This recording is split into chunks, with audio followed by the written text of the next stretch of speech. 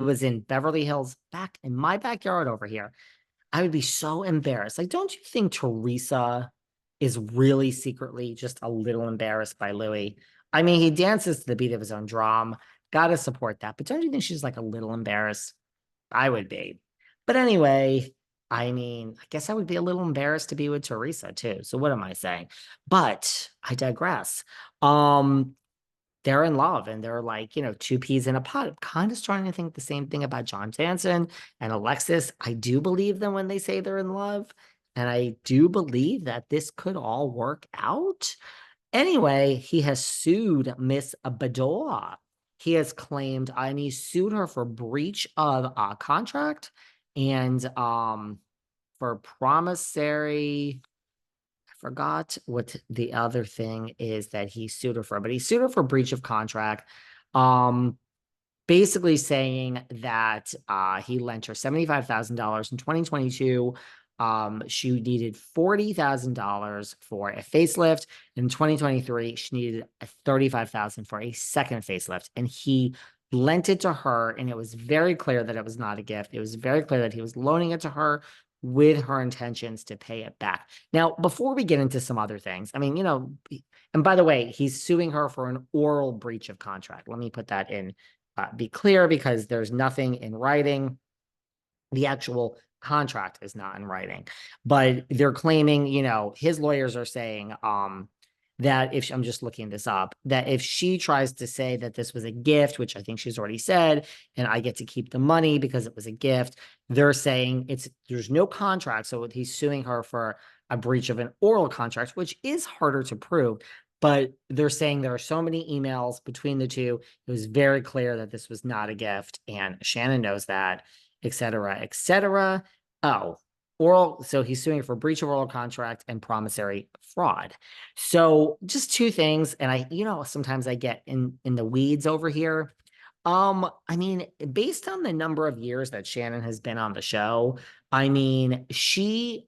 minimum, and I'm being like knocking her salary down so much. There's no way she's making under 500 grand a year. Based on her years on the show, if you want my honest opinion, I would say that Shannon Bedoya makes like 875, 850. I think she makes in the eights, maybe sevens, but I mean, the worst case 500 grand, but I don't even think that's it. I really think she's like 700, 800, 875. So I guess two things. One, you can't afford if you make $750,000, you can't afford 10% of your salary, 75,000 and a facelift. And mind you, that's over 2 years. So that's like 700 one year, 800 the other year, because they're 2 years, you got your raise. That's like $1.5 million. You can't afford $75,000 for a facelift. That's the first thing that kind of sticks out of my mind. And hey, I guess the same facelift that was 40 grand, you get for 35 grand by going back a year later, get a deal. Anyway, the lawyer is saying it's clear that it wasn't a gift. And Shannon has come out and made a statement that, and Jonn has said, it's really upsetting that she didn't pay it back. She's, they're suing her. Oh, he's also suing for interest, attorney's costs, and reasonable attorney's fees. It's really hard to get attorney's fees, but if you get them, then it's like a free lawsuit, right? Then it's like, I had to hire an attorney, I'm getting the fees back. Let's keep this going. So there you go. But Shannon has issued a statement saying that she is shocked and disappointed that Jonn has filed a lawsuit. My attorney has been in constant communication with his counsel. I agreed to pay Jonn what he wanted because I knew the attorney's fees would surpass the amount sought, but more importantly, to eliminate the negative emotional components that come with a lawsuit. It is important that I continue to focus on the positive aspects of my life and move forward. Jonn declined the offer because he refused to sign a mutual non-disparagement agreement. I was hoping that if I met his baseless demands, we could at least use this as an opportunity to bring complete closure to this chapter of my life. I mean, it's a good statement. I mean, she's basically saying that she would have just paid him as long as he signed like a non-disparagement agreement. And he's like, I want the money and I'll say anything I fucking want about you. So he wouldn't sign that. I agree with her. The attorney's fees will be way more than $75,000 if this is litigated.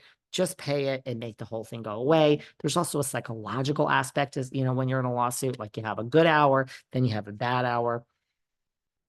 When Shannon refers to this, the fees, let's not forget she has been sued before by Jim Bolino, over the whole trampoline thing. She was on with Tam Rat. There's a rat that scurries. She's in the corner. We used to think she likes Munster. She loves Gouda. She was on Heather McDonald's podcast with Shannon. The three of them, they got three big mouths. They open the mouth. They say Jim's trampoline. I think they said that people died on the premises. Jim sues McDonald. Jim sues Shannon. Jim sues Tamara. Can't say those things. Can say Melissa Gorga is a liar. You can say that she's an asshole. You can't say that like somebody's business causes death. That is a suit. Saying someone's an idiot or someone's going to be fired or anything like that, that is not a defamation case make. So Shannon knows a lot about lawsuits and yeah, she's sued here. So there's a lot going on. We will see what happens in Potomac. We will see what happens to our good friend Shannon. Hey, here's the good news. With Potomac going to take a break, Miami going to take a break. I still am not sure Miami's coming back. We have to talk about that next time. I have a lot of reasons why. And if it does come back, let me tell you something. I hope you don't like your OGs too much, guys. I got bad news for you who like the Miami OGs. We're changing things up in Miami. So I got stuff to say about that next time.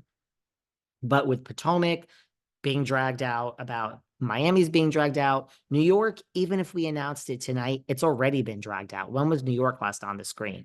New Jersey is finally coming back. Atlanta, we're not even close to having a cast, even with Portia and Kenya in.